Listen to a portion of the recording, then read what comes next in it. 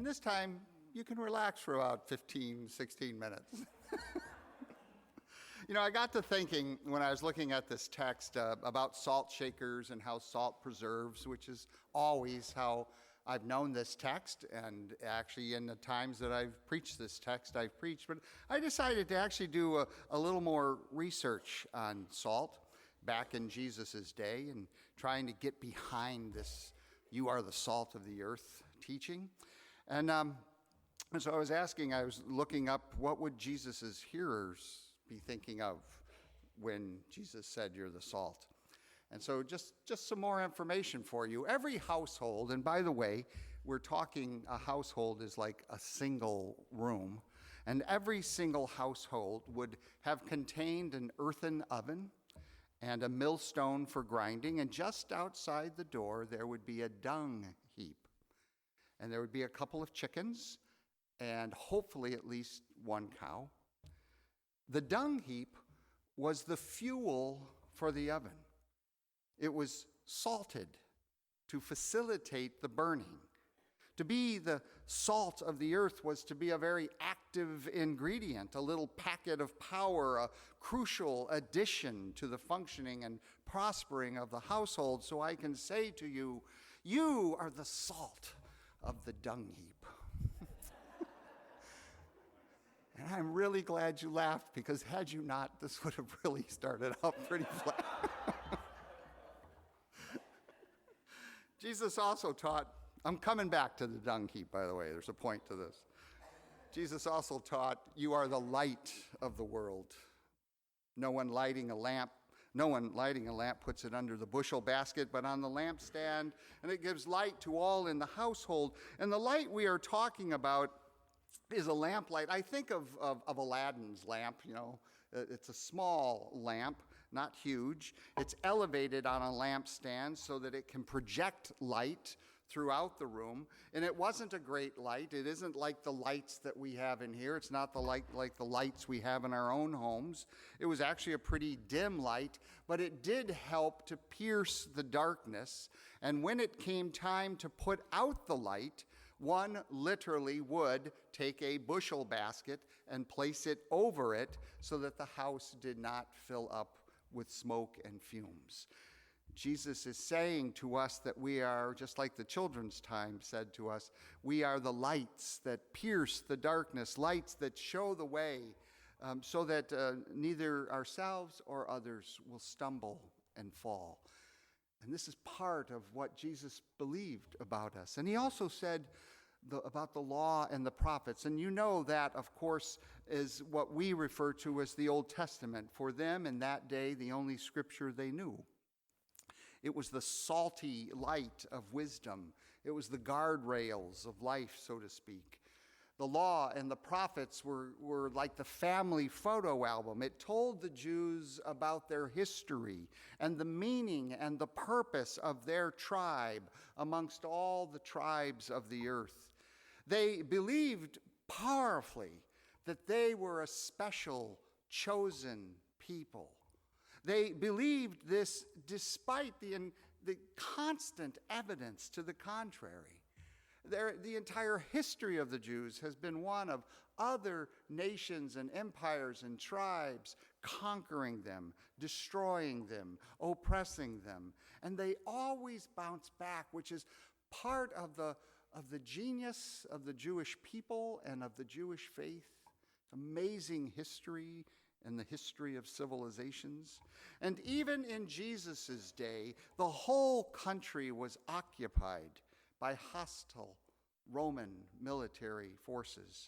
Nevertheless, to be a Jew was to be a member of God's family, and God, Yahweh, was a God of justice who cared about widows and orphans, cared about the plight of the poor, cared about justice in the courts.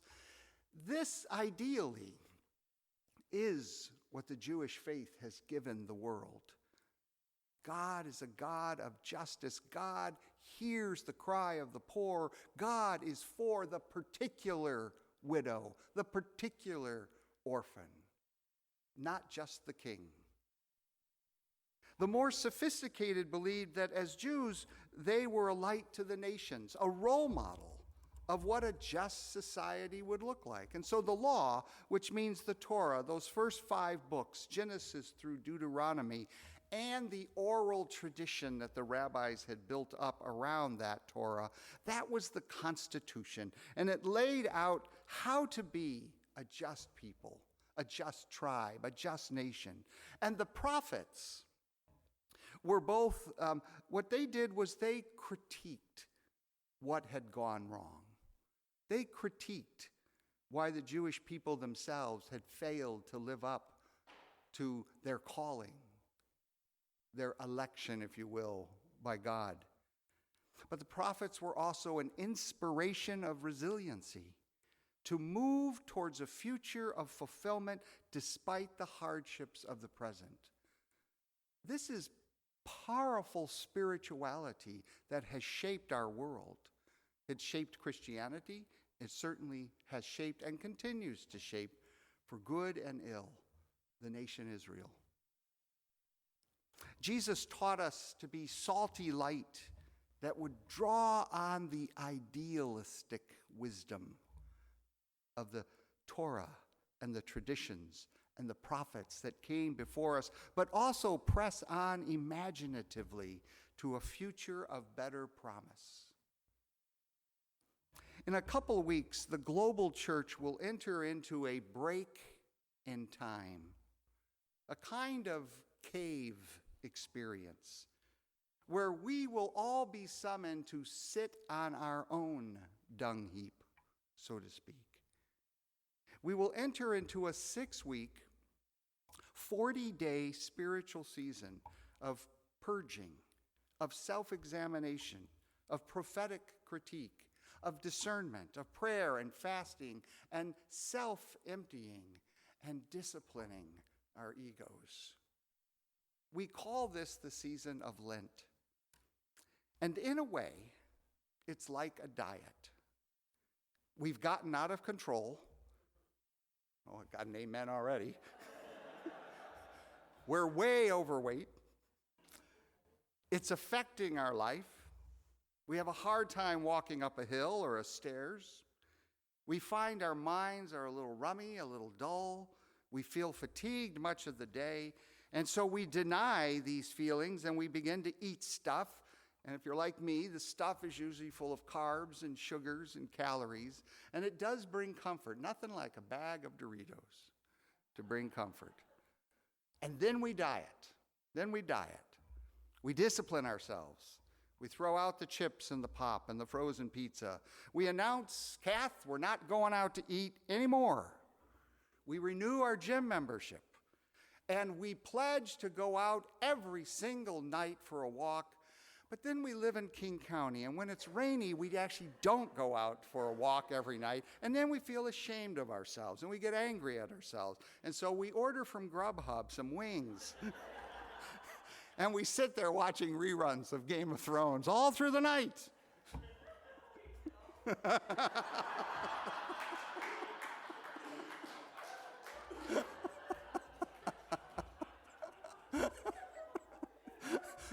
Ushers, throw that woman out.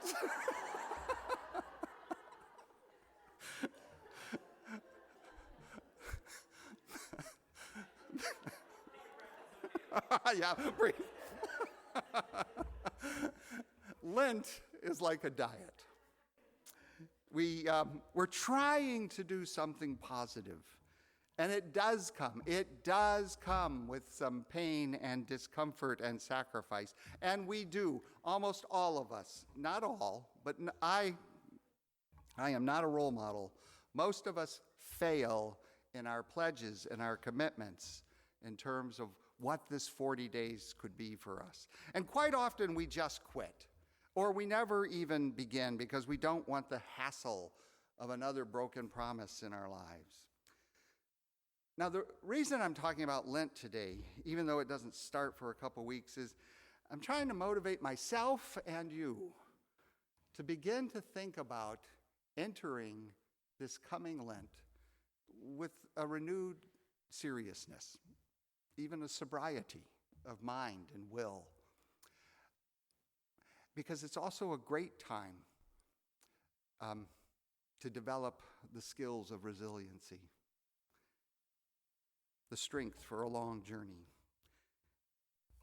There is so much stress and fear out in the body politic, the body America. There's so much discouragement and bewilderment in the air these days. On the one hand, the economy, which is never perfect, is not only functioning, it's functioning quite well for a lot of people, not everybody, but for a lot of people. It's functioning quite well for me. But the politics, the dysfunction, the constant spin, the corruption, the vitriol, the tearing at the fabric of what does unite us has driven our country to the point of exhausted fatigue. And at least for me, it's also gotten to the point where I'm worried. I'm worried. Now, back when I was in grade school, there were these two big dudes that ruled the roost, Mike Nissen and Bill Franciose. These guys could pound any of the rest of us. And that fear, unfortunately, but that fear kept the whole class in line. And pretty much whatever Mike or Bill wanted to do, like at recess, if we played softball, they would bat first. If we tried to play some hoop, they would pick the teams. Pretty much whatever they wanted to do, they got. Now, neither of them, thankfully, were awful, horrible, miserable bullies. They were just big. And so who's going to take them on? Nobody wanted to mess with them. They didn't want to mess with each other. And so somehow what happened was this balance of power. In life, we are always going to go up against powerful interests. Those interests need to be balanced so that a relative peace can exist. Not perfect, but a relative peace can exist. It's the genius of American democracy to balance spheres of power. But today, I just simply don't feel the balance. I feel bullied. When I see families torn apart, I am so ashamed and so angry. It flies in the face of everything I think about human decency. When I witness the cruelty of budget cuts aimed at people who get food stamps, which is a minuscule part of the budget, picking on people who have no power to stand up truly for themselves, I get enraged and I am ashamed.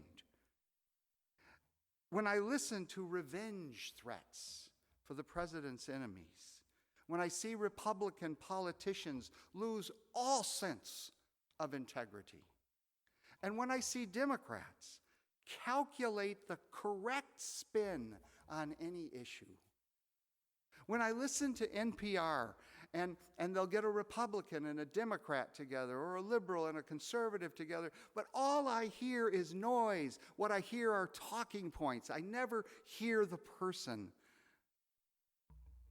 That's when I feel bullied by powers that are tearing our country apart. And I'm scared, and I'm ashamed, and I'm increasingly angry. And you know that when you act out of anger, when the reptile brain is lit up, you are easy pickings for those who know how to manipulate fear. And meanwhile, in my own life, I still got my own stuff. I mean, we could have a perfectly wonderful political life right now, but there's still me. Wherever I go, there I am. And my own interior is full of contradictions and compromises, and the good I want to do, I don't do, and that which I judge in others, I find myself doing. I've got my own hypocrisies, my own moral cowardice, my own bouts of depression, my own times of loathing myself. I feel like a gummed up car that could really use a good purging of all the polluted fluids and then a good refilling. And that is what Lent is. Purging out all the stuff that we've been accumulating this past year and being refilled. It's about resiliency training. That's what Lent is. Lent is a wisdom gift that the big church invented, 1,500 years ago. It's a 40-day season of self-examination. It's the great diet and discipline of the ego, of the I am the center of the universe. It mirrors the 40 years of wilderness wanderings of the newly freed slaves from Pharaoh. It mirrors Jesus' 40 days in the wilderness after his baptism when he wrestled with Satan. Every year we are encouraged by the big church, by our traditions, by the family photo album. We're encouraged to take a diet, to go on a diet from normal everyday life. Every year we salt our own dung heap, so to speak. So today, I just want to remind us, and I want to challenge us, that beginning with Ash Wednesday, that we receive this gift of Lent. It's a gift of time. It's meant to explore that most intimate of questions: how is it with your soul? And let go, just for a little bit, the pressing questions of everyday life that usually get in the way of self-reflection, self-examination, prayer. And there are all kinds of things you can do in Lent to focus this. There is fasting. I don't do it a lot. But some people do. And they'll take a day of the week all through Lent, or a couple days of the week all through Lent. And other folks, and this is something I have done in the past, will simply break into the routine. And they'll give up their regular eating patterns. For example, meat eaters might give up meat and eat vegetarian and vegan for 40 days as a way to focus the connection that we are creatures sharing a planet, sharing creation. It's not about the fasting, it's about the purpose of the fast. When you eat lower on the food chain, how does this help the earth? How does this allow you to reflect on who you are as a creature in the image of God? Some folks make a new commitment towards prayer. Instead of getting up at 6, they get up at 5:30. Some will spend that half an hour in silent prayer. Others will bring petitions to God. Some will some will read the Bible to take that on 30 minutes of every day. All of this, by the way, is for a purpose. And the purpose is to discipline our runaway egos. It is to narrow our focus on our relationship with God. What does it mean to live in the image of God? What does it mean, as the children were showing us, how to be a light in the world? How do we get recharged to do that? Some folks do alternative fasting, and there are many ways to do this. Some folks will take a 40-day break from driving your car. And not just the discipline of taking public transportation or walking or cycling or what have you, but also giving the financial savings to those who struggle to have the funds for daily transportation. Or some will take a 40-day fast from TV and use the time that is saved from watching that TV to do a deep dive into a devotional or into the Bible itself, reading the Bible throughout from cover to cover in these 40 days and see what happens. Or, given the speed of the world that we live in, you might even use the time that you save from nightly TV watching and invite over to your house long-lost friends who you've simply been too busy to see in our sped-up world. You might simply practice the soul-enriching spirituality of simple friendship, but doing it mindfully, consciously, with the intention of being Christ-like. Last night, Kathy and I had an opportunity to go to one of the apostles' groups, and those apostle groups are great at that. Lent is a time to gather together as well. Take a break from life and be around a loving community. One of my favorites in Lent is to mimic what Islam does during Ramadan. They fast from food during the day, which is painful and mindful, but doable. But at night they eat, often with others, and often a feast. The point being is to become aware of our humanity and its bodily needs, our dependency on others and on God, and also aware of the needs of others as we cherish this delicate gift of God. And of course, there are many other examples. Lent's 40 days is an opportunity to practice seeing the world differently. Maybe you could sleep in your car right here in this parking lot, just for a night or 2 nights, and simply notice how it impacts your physical body, your mental health, your attitude, your patience, your sense that life is good.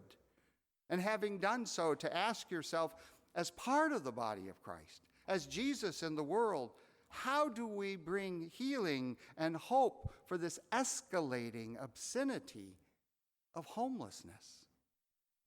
Who knows what might come forth from your prayerful discernment, especially if you talk about it with others.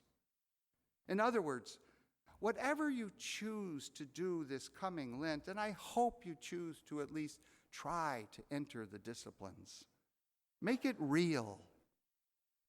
Make it uncomfortable. Enter suffering and sorrow. Enter a period of purging. Practice a diet of self-denial. And when you fail, forgive yourself and begin again. Lent is a gift. It is not a command. Its intention is to help us, not hurt us. And who knows, maybe by practicing Lent, 40 days of self-denial. By the way, Sunday is a free day. You can go hog wild on Sunday. But practicing for 40 days, maybe Easter when it comes, maybe, it will open us to some transcendence. Having seasoned your own dung heap for 40 days, maybe you'll see the flowering of new possibility, a new creation, a new light in your life that pierces that which drains you in your light. Amen.